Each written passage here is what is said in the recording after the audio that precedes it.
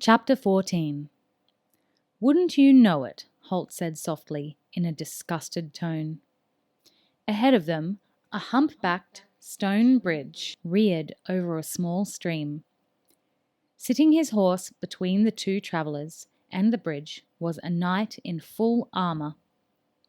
Holt reached back over his shoulder and took an arrow from the quiver there, laying it on the bowstring without even looking to see what he was doing. "What is it, Holt?" Horace asked. "It's the sort of tomfoolery these Gallicans go on with when I'm in a hurry to be on my way," he muttered, shaking his head in annoyance. "This idiot is going to demand tribute from us to allow us to cross his precious bridge." Even as he spoke, the armoured man pushed up his visor with the back of his right hand. It was a clumsy movement, made even more so by the fact that he was holding a heavy 3-meter lance in that hand. He nearly lost his grip on the lance, managing to bang it against the side of his helmet in the process, an action that caused a dull, clanging sound to carry to the two travellers.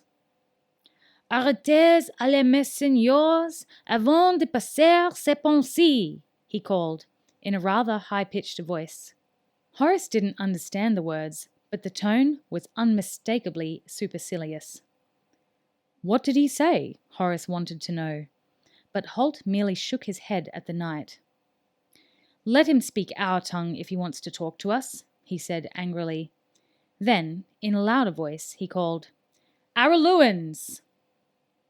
Even at the distance they stood from the other man, Horace made out the shrug of disdain at the mention of their nationality. Then the knight spoke again, his thick accent making the words barely more recognizable than when he had been speaking Gallican. "You, messieurs, may not cross my bridge without you pay me a tribute," he called. Horace frowned now. "What?" he asked Hull, and the ranger turned to him. "Barbaric, isn't it?" he said. "You, my sirs, that's us, of course, may not cross my bridge without you pay me a tribute." "A tribute?" Horace asked. "It's a form of highway robbery," Holt explained. "If there were any real law in this idiotic country, people like our friend there would never get away with this. As it is, they can do as they like. Knights set themselves up at bridges or crossroads and demand that people pay tribute to pass. If they can't pay tribute, they can choose to fight them. Since most travellers aren't equipped to fight a fully armoured knight, they pay the tribute."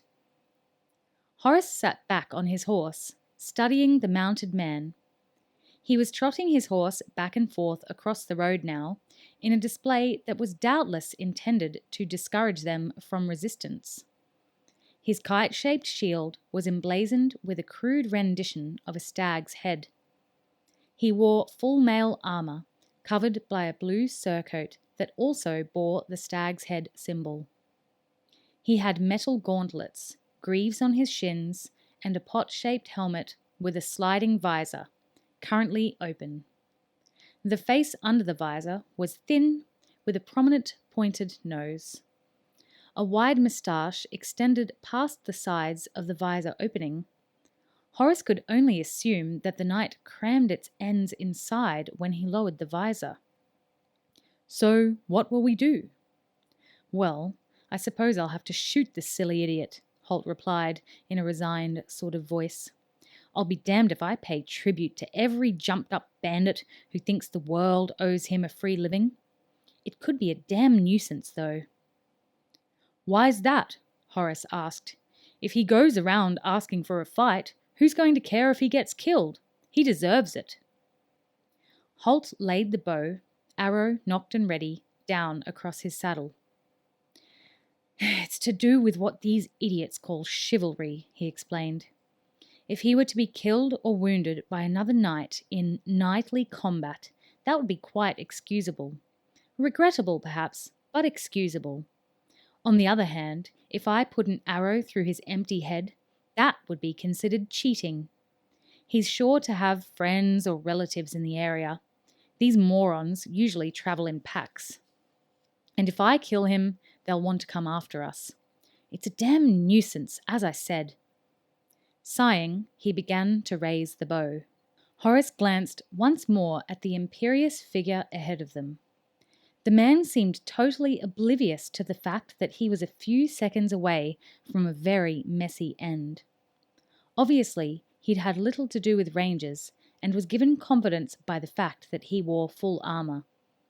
He seemed to have no idea that Holt could put an arrow through the closed visor of his helmet if he chose. The open visor was almost too easy a mark for someone of Holt's skill. "Would you like me to take care of it?" Horace finally offered, a little hesitantly. Holt, his bow halfway up to the ready position, reacted with surprise. "You?" he said. Horace nodded. "I'm not a full knight yet, I know, but I think I could handle him all right. As long as his friends think he was knocked over by another knight, nobody will come after us, will they?"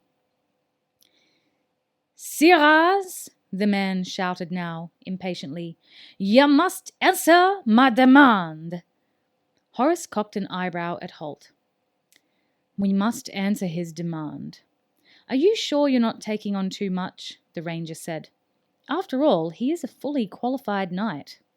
"Well, yes," said Horace awkwardly. He didn't want Holt to think he was boasting. "But he's not actually very good, is he?" "Isn't he?" Holt asked sarcastically, and to his surprise, the boy shook his head. "No, not really. Look at how he sits his horse. He's got dreadful balance, and he's already holding his lance too tightly, see? And then there's his shield. He's got it slung way too low to cover a sudden Juliet, hasn't he?" Holt's eyebrows raised. "And what might a Juliet be?" Horace didn't seem to notice the note of sarcasm in the ranger's voice. He explained stolidly. "It's a sudden change of target with the lance. You begin by aiming for the shield at chest height. Then, at the last moment, you raise the tip to the helmet." He paused, then added, with a slight tone of apology, "I don't know why it's called a Juliet. It just is." There was a long silence between them. The boy wasn't boasting, Holt could see. He really seemed to know what he was talking about. The ranger scratched his cheek thoughtfully. It might be useful to see how good Horace really was, he thought. If things got awkward for him, Holt could always revert to Plan A and simply shoot the loud-mouthed guardian of the bridge. There was one more small problem, however. "Not that you'll be able to carry out any Juliets, of course. You don't appear to have a lance." Horace nodded agreement. Yes, I'll have to use the first pass to get rid of his. Shouldn't be too big of a problem." "Sirrahs," called the knight, "you must answer." "Oh, shut up," Holt muttered in his general direction. "So, shouldn't be a problem, should it?" Horace pursed his lips and shook his head decisively. "Well, look at him, Holt. He's nearly dropped it 3 times while we've been sitting here. A child could take it from him." At that, Holt had to grin. Here was Horace, barely more than a boy, declaring that a child could take the lance away from the knight who blocked their way. Then Holt remembered what he had been doing when he was Horace's age, and recalled how Horace had battled with Morgarath, a far more dangerous opponent than the ludicrous figure by the bridge. He appraised the boy once more and saw nothing but determination and quiet confidence there. "You actually do know what you're talking about, don't you?" he said. And even though it was phrased as a question, it was more of a statement of fact. Again, Horace nodded. "I don't know how, Holt. I just have a feeling for things like this. Sir Rodney told me I was a natural." Gillen had told Holt much the same thing after the combat at the plains of Uthal. Abruptly, Holt came to a decision.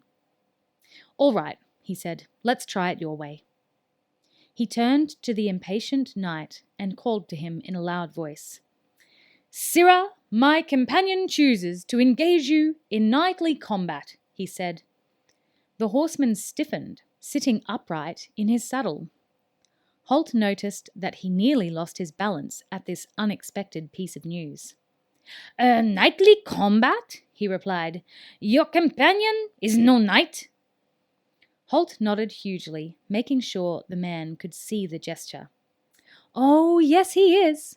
He is Sir Horace of the Order of Fil Duchesne." He paused and muttered to himself, or should that have been Crêpe Duchesne? Never mind. "What did you tell him?" Horace asked, slinging his buckler around from where it hung at his back and settling it on his left arm. "I said you were Sir Horace of the Order of the Oak Leaf," Holt told him, then added uncertainly, "At least, I think that's what I told him. I may have said you were of the Order of the Oak Pancake." Horace looked at him, a slight disappointment in his eyes.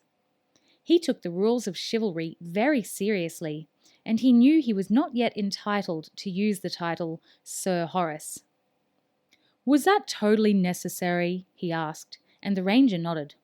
"Oh, yes. He won't fight just anybody, you know. Has to be a knight. I don't think he noticed you had any armor," he added, as Horace settled his conical helmet firmly on his head. He had already pulled up the cowl of chainmail that had been folded back on his shoulders, under the cloak. Now he unfastened the cloak and looked to find somewhere to leave it. Holt held out a hand for it. "Allow me," he said, taking the garment and draping it across his own saddle. Horace noticed that, as he did so, Holt took care to keep his longbow clear of the cloak. The apprentice nodded at the weapon. "You won't need that," he said. "I've heard that before," Holt replied. Then he looked up as the guardian of the bridge called again. "Your friend has no lance," he said, gesturing with his own 3-meter length of ash, surmounted by an iron point.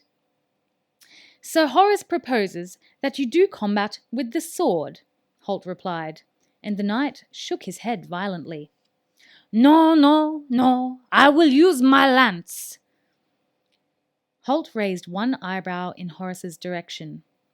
"It seems chivalry is all very well," he said quietly, "but if it involves giving up a 3-meter advantage, forget it." Horace merely shrugged.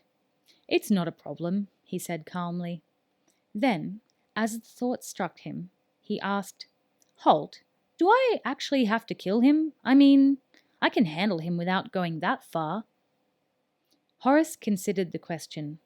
"Well, it's not obligatory," he told the apprentice, "but don't take any chances with him. After all, it'd serve him right if someone did kill him. He might not be so keen to extort tribute from passers-by after that." It was Horace's turn to raise a pained eyebrow at the ranger this time. Holt shrugged. "Well, you know what I mean," he said. "Just make sure you're okay before you let him off too lightly." "Signor!" the knight cried, setting his lance under his arm and clapping his spurs into his horse's flanks. "En garde! I am coming to slay you!" There was a quick hiss of steel on leather as Horace drew his longsword from its scabbard and wheeled Kicker to face his charging opponent. "Won't be a minute," he told Holt. Then Kicker bounded away, reaching full stride in the space of a few meters.